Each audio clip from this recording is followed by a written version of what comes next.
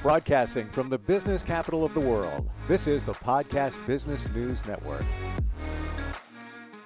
Your life coach is back. Great to have him here. That would be Dan Clark. How you doing, Dan? I am doing great, Steve. Doing great. Always great to meet up with you and talk about ways how we can transform our lives, make them better. You look like you're dressed for the winter. What's it like there in Missouri?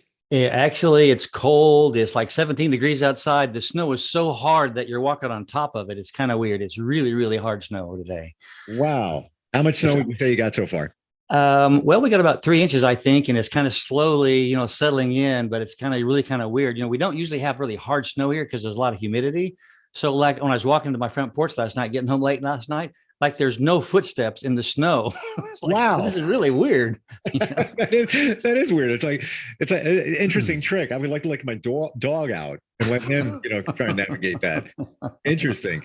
Yeah. New York area, we have mixed precip and like 37 degrees. Kind of the same weather. We had a little, maybe an inch last night, something like that. But we got a lot to talk about today. And the one thing we're going to dig into is self-awareness. Now, you may have heard that term before.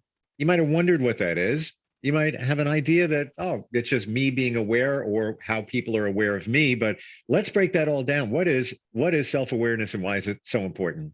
Well, self-awareness, and I mean, this is a great topic to be talking about when we're thinking about who we are as human beings, is, if life is not working for you in the way that you want it to, mostly it's because we're not aware of how we are influencing the world. And self-awareness is what I'm doing that creates or influences the world or anything that I'm doing. And our ability to be self-aware highly changes the way that we think about the world. Now, here's an interesting piece about that, though. Our self-awareness is not about what's happening around us. It's about what's happening inside us. And that's the most fascinating part about transformation and thinking about how you live our life. Most of us think about what's happening outside. But if you become aware of what's happening on the inside of you, you can actually manage almost any relationship or anything that's going on around you. So that's why self-awareness is so important. You just broke the stigma on that whole thing, because when I think self-awareness, I'm thinking how I present myself to other people, how they're going to perceive me. And that's completely not right. Well, it's not that it's not right, but that's always our focus. But if you have some drama or trauma or emotions on the inside of you that you're unaware of, if you can't feel what's happening to you, then you don't really know how to manage the room. It's called requisite variety. That means that you are able to really manage all the emotions that are going on the inside of you so that you can manage the emotions that are in the room. Someone that can read the emotions in the room or read what's happening around them is very powerful, because then they have an understanding of what they can and can't say and what they need to do. Most of us just do it by rote memory, or we kind of have this idea what we're supposed to do, as opposed to really being fully present. And when someone is alive and present, then they're absolutely able to find out what needs to happen, because our bodies, our emotions are our natural wisdom. And in our current culture, we just don't know how to pay attention to our body or the emotions that are happening on the inside of us. How do we do that? Oh, it's not easy, actually, because again, I want to make a statement here about something that I think that's fascinating. In the current United States, we are the most educated about anything you can think about, whether it be health or wealth or relationships or how to eat. Doesn't matter. But we are the most unhealthiest nation ever. And that's because we live above our neck. We live up here. And learning how to pay attention to our emotions is learning how to actually feel what's happening around you, because self-awareness is about noticing what's happening around you. Let me read you a statement real quick. Sure. Self-awareness is a psychological state where you become focused in your attention about you. It's also two different parts. Self-awareness is my personal self-awareness and my individual personal awareness. I'm aware of how I personally influence the world, and now I'm individually influence the world. Well, actually, let me say that a different way. There's a public self-awareness and there's a private self-awareness. And our public self-awareness is how we are out here. Our private self-awareness is how we are inside. And our private self-awareness is the most powerful thing to learn how to do. And that's the thing I've been teaching for a number of years now. And I was just working this week with a couple of business owners, and fascinating how they are recognizing how if they become aware of what's happening, they're more calm, they sell better, they actually are better at leading meetings. And actually all of their coworkers or anyone that works for them or with them recognizes that they actually are able to speak more clearly and more confidently because they're not aware of, or not afraid of rather, an emotion that may accidentally show up. Dan, you answered my question. I was just about to say, which is harder, your public or your personal? And I was thinking right away that how you're perceived in the public is easier to craft from within than it is to get within and deal with everything inside you. Exactly. Now we have this skill if we're a professional, particularly if you think about politicians who are attacked a lot, they have an ability to manage the emotions on the inside of them when they're being attacked. And that happens to all of us when we're in the public realm, right? However, in your personal life, it's a lot more difficult to manage those emotions. And there's a reason why.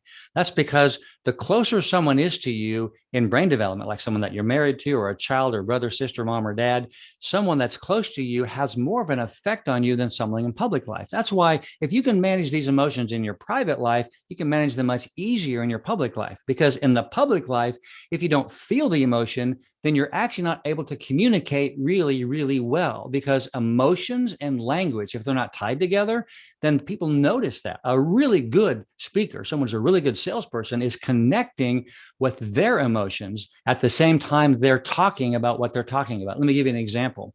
Vulnerability is my willingness to feel the emotion that's happening on the inside of me. I just don't have to tell you. Vulnerability is my willingness to feel the emotion that's happening inside me. I just don't have to tell you. I'm processing that right now and applying it to myself. And it's interesting that this is what you're so great at what you do, because you get to the core, literally the core of emotion. How do you deal with that situation where somebody is close to you and just is able to permeate you and as opposed to somebody who's a complete stranger? Well, they charge you. And when you get charged, that means that you have unprocessed energy on the inside of you. It's not hard to think about. You have a bucket of anger, you have stuff that's happened to you in the past, and that bucket gets charged. And when it gets charged, it means that you're off and running.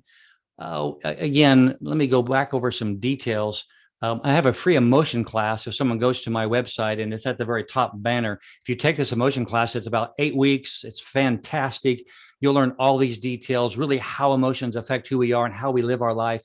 But emotions that are learned in the first 7 years of our life is how we live our life. It's kind of like our belief system. And being self-aware, self-efficacy is a word I want to use here, because self-efficacy means that I learn how to manage my fear and my phobias. And my fears and my phobias, if I can learn how to work with those, in other words, I'm going to have fear. I'm going to have things that show up, these phobias about, I'm like my belief system. I believe that people should believe or think the same way that I do. And my phobia about how things are supposed to be. If I can learn how to manage those in a way where they don't affect me out here, that means that I'm going to be calm and able to speak from my core self. Remember, emotions are natural wisdom.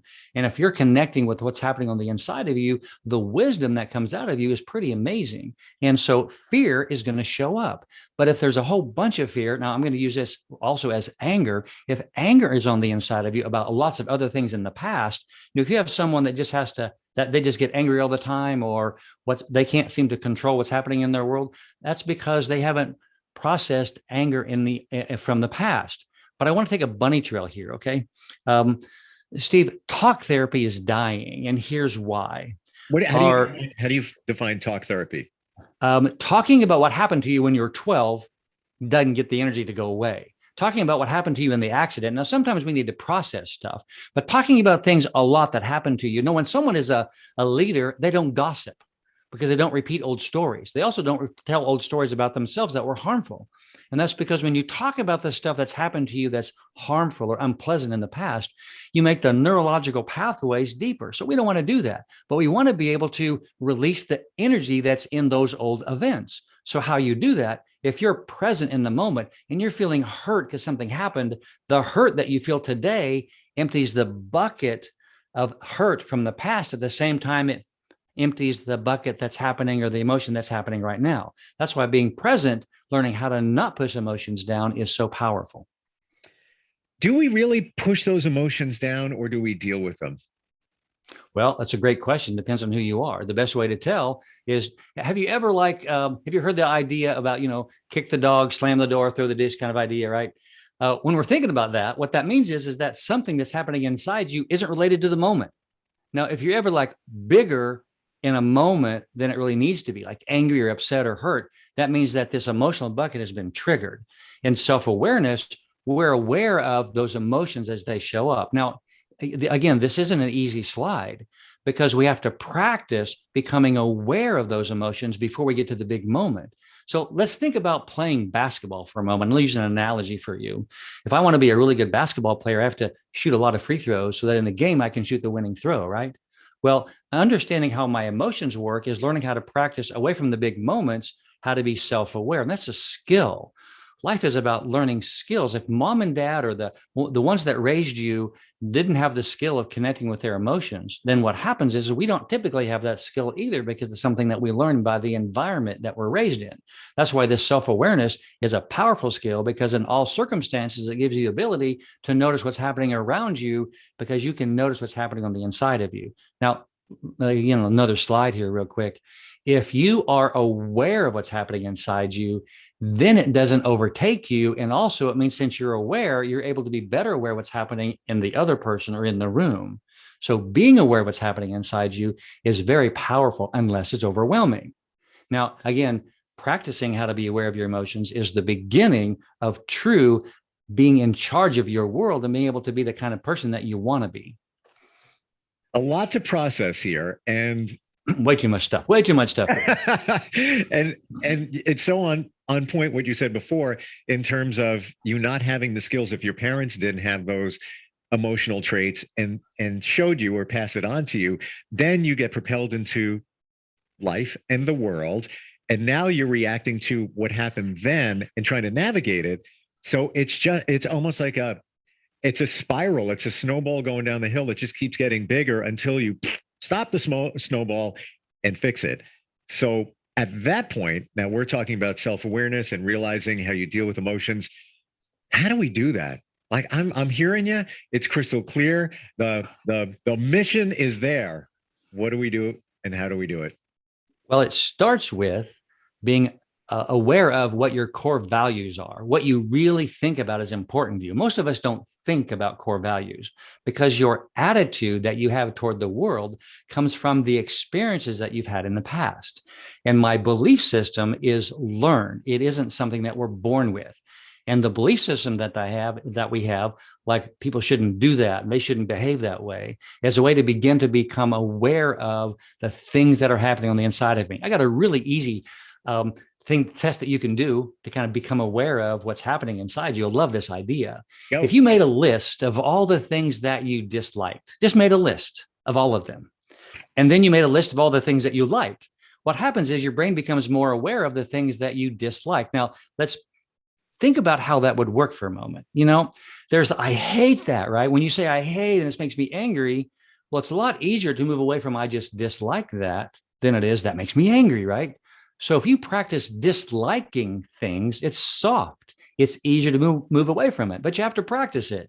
So making a list of all the things that are happening in a day or a week or even a month that you dislike that show up, like I dislike cold weather, whatever, it doesn't matter. Like this kind of dislike. Who put that railroad track there? Or who put that sign there, right? That's a stupid, silly sign, right? I just like the way that looks. I don't like this color. If we're aware of dislikes, it softens us and we become aware of the emotions that are showing up when we just think about our dislikes. So it's like shooting free throws.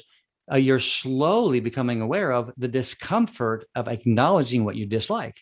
Opposite of that, becoming aware of what you like. It's powerful and slowly becoming aware of the emotions of or the body sensation that you're having about your dislikes.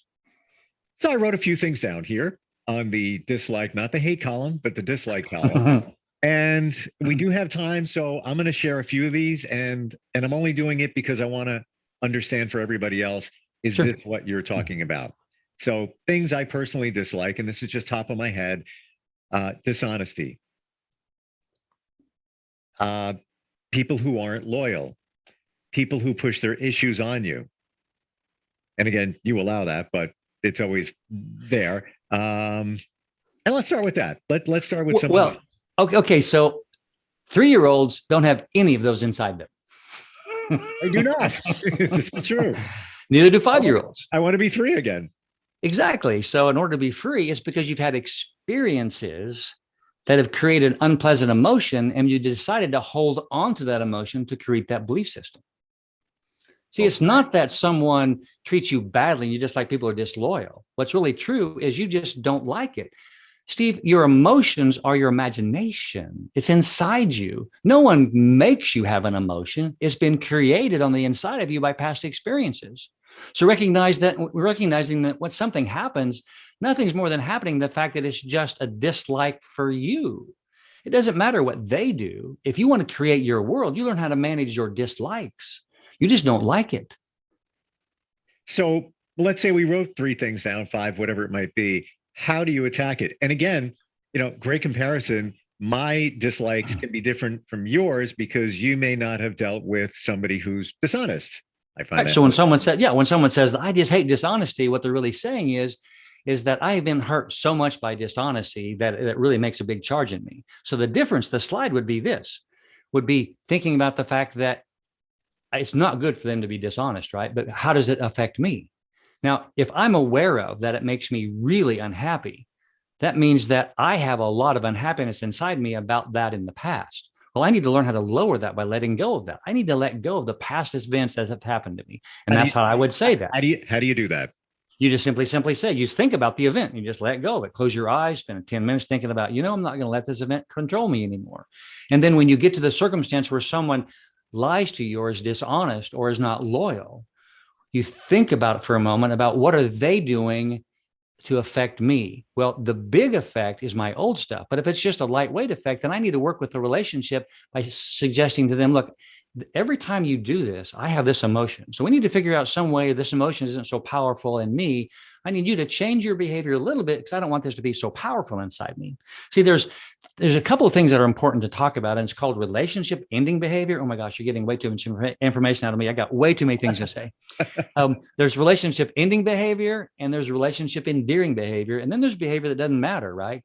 Well, relationship ending behavior, we always think it's the big one, right? But you can only tolerate unhappy things for a while. So when I'm having these unpleasant emotions with anybody, whether it's a coworker or whether it's a relationship I'm in or a child, doesn't matter. When I'm having unpleasant emotions, the goal here is to help them understand that their behavior is creating this inside me, but it's about me, right? But I get to choose how long I can tolerate that. That's what a relationship is about. But here's the fascinating part. If you can repair what you're experiencing with that person, love only shows up in reparation. We think that love is about feeling good and spending time and you meeting all my needs. No, that's just lightweight.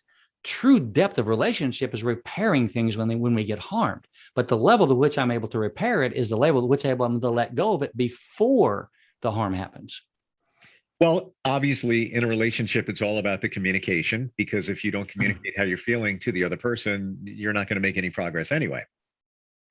Well, in business, we have a tendency to think that I can't have both. I'm going to work really hard, 80, 90 hours a week, and build my career. And I can't have a relationship with someone because I have to be dedicated to them or to my business rather. And I can't really have both. And that's why men and women often think that you can't have both great relationship with your family, your children, your spouse, and have a great business. Well, that's what we're talking about this, because if you can recognize that what is happening in your personal life directly affects how you do your business. That's why when someone shows up in my world, I really want to work on the business side. But if we can get the emotions of what's happening inside them together about their personal life first, everything changes, because it changes the core person. They're kinder, more gentle, more self-aware. They love how they feel. They have more joy. They smile more. They're more happier. The joyfulness, the playfulness shows up because they're not afraid of allowing their emotions to show up and just flow through them. There's a lot we're processing here today. And the core values, see, it's so interesting when you say core values, because initially I would have thought something totally different instead of writing your dislikes down. But I guess that defines your values. It does, because for example, for some of us, values are like, we're never going to get a divorce, right? Well, that's a value, right? Or the other side of that is that there's lots of divorces in my family. It's not important to me, right? That's a core value. Core values are what you believe is true for you. But most of us want our core values to be true for everyone. For example, if your core value is living life to the fullest, or your core value is a good work ethic, if someone doesn't have a good work ethic and you're with them and you have a core value of a good work ethic, you're going to not like them because they're not like you. They're breaking your core value, right? So your core values attribute how you see the world. Again, those are learned. So understanding that the basic 5 or 6 core values that I have, and I've got another class on this also, I teach this in my practice, how to understand the things that charge you about how people's behavior is also about your core values. The deepest thing that you believe about the world affect you the most. It's kind of interesting how our belief system works, because our belief system is based on the experiences that we have, and we integrate that to, which is why we have this stuff going on in the world. We integrate that into our thinking, and we believe that we are right about how we believe about the world. But a true healthy individual doesn't have a fixed mindset. They're open to, when you show up in my world, I'm willing to change my mind about anything. I'll listen and spend time with you. I don't have to integrate it if I don't like it, but I'm going to allow you to help me understand what I want to understand. Most people in their belief system are afraid if they lose or let go of what they believe, life is going to not be healthy for them. So we're all talking about the emotional construct of learning how to be in the moment and present and not be afraid. Remember, fears and phobias about what's happening in your world. We're with Dan Clark today. He's a life coach. You can find him at transformedlife.net. Great website, Dan. You have all that information there. Just what we're talking about. We have the core values and the self-awareness. I want to circle back for a sec and talk about how you, I guess for lack of a better description, squash those things down that do bother you. I don't find it's easy for people to do that. So I don't know if there is an easy way. I don't know. So ask me that question in a different way, Steve, so I'm clear about what you're asking me. So let's say people who are dishonest, that we use as an example, is a core value and it bothers you.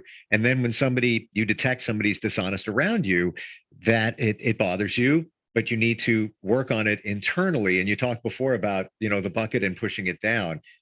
I want to get a little deeper in the pushing it down or whatever it is, pushing it away so you can deal with it. Why does it bother you? Obviously, like any other core value, I'm sure it happened to somebody. Did they steal from you or someone else? It would be me. Well, if it was you, then is that relationship repairable or not? Nope. Then move on. Move on. But we talked about a core value when you still have that challenge in you where you're triggered. I guess that's a better word, where somebody could be. You see a coworker stealing, right? Yep. Being dishonest, right? What effect does it have on you?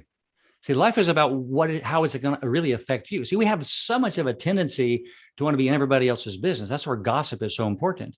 If it's not a direct effect on you, let go of it. When I said move on, what I mean is if someone's stealing from you, move away from the emotion about it and just have a boundary with them. It's just that simple. You just can't steal. You just can't borrow my stuff anymore. Someone borrows my truck, they mess it up. I'm not going to let them borrow it again, right? It's that simple. I get to decide how much I want a relationship with them. I get to decide what kind of relationship I want to have with them. I'm deciding, right? It's not hard to have a dislike boundary. I just dislike, I'm never going to let you borrow my truck again because you broke it or you tore it up while you rode. When you borrowed it. So understanding the lightweightness of how we can move toward just having a boundary with someone. It sounds more complicated than it really is. Lightweight boundaries are that hurts. I don't like that. At some point, however, we get done with that behavior. But when you are over the top and it's not really affecting you, it might be affecting your job, you have to learn how to move away from the high level emotions, which is practicing, why is it important to you?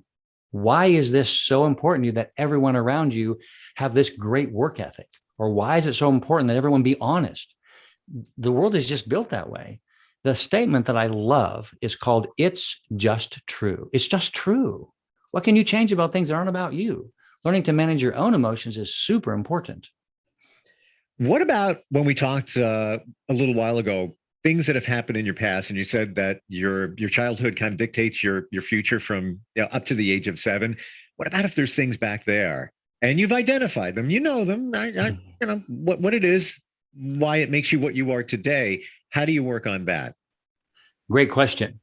Well, again, there's a lot of theories out there about talking about those events and kind of working through them. And one of the dangers is that it makes it more powerful, because when you talk about an event that was very harmful in the past, you make those emotions more powerful.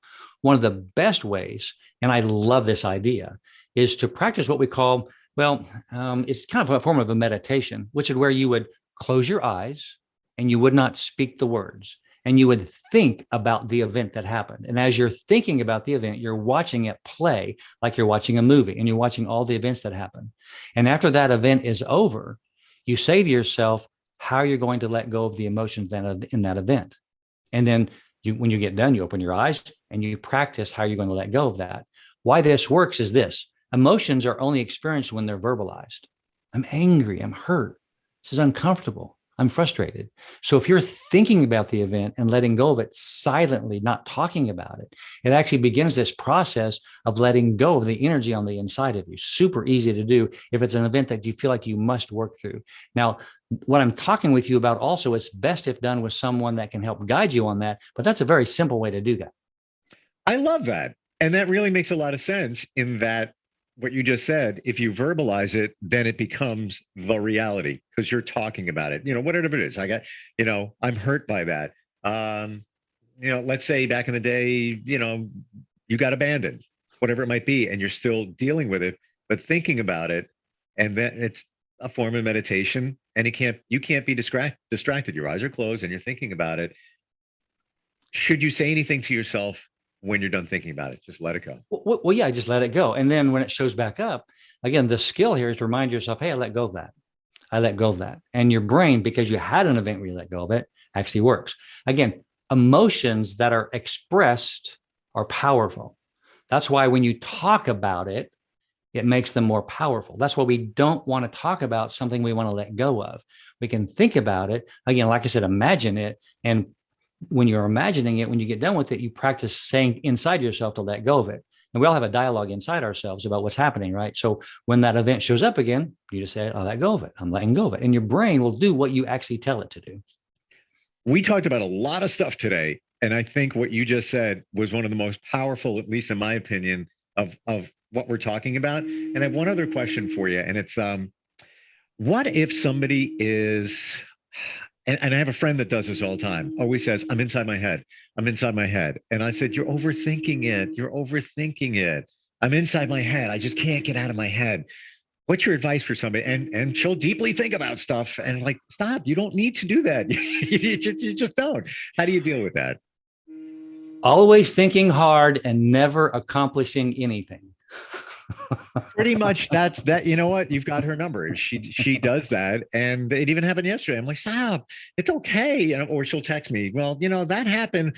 Now I'm thinking about this. I'm like, get out of your head. When someone's always thinking about something, Steve, what happens is they're caught in this thinking feeling loop, right? They feel like that they can't let go of the emotion. So how I would work with that is I would have them sit quietly and think about what really is generating this emotion. Why are they not able to let go of what's happening? Because they worry too much or they're afraid too much. So we'd work on fear, on feeling safe.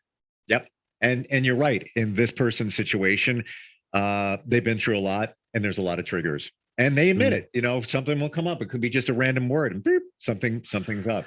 So let me make a comment here about something that's important, I think, to talk about. It takes the brain about a year to turn around and about 2 years for change to be permanent in the brain.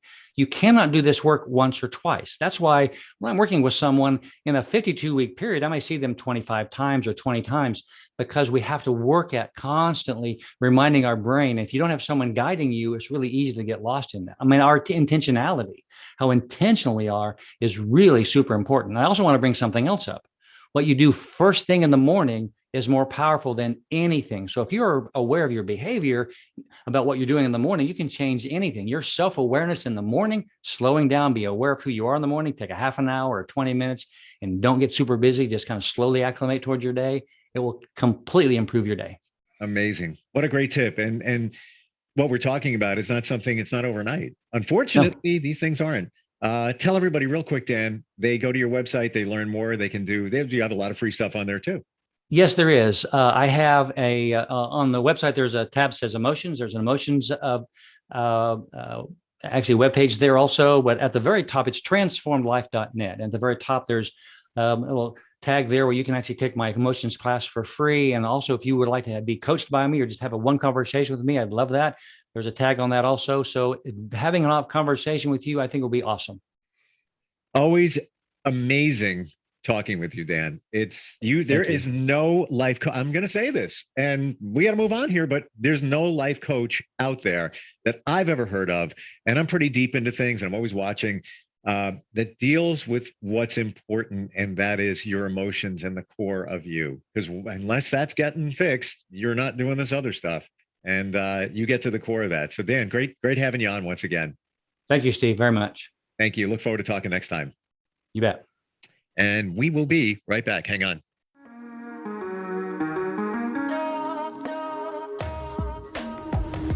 Broadcasting from the business capital of the world, this is the Podcast Business News Network.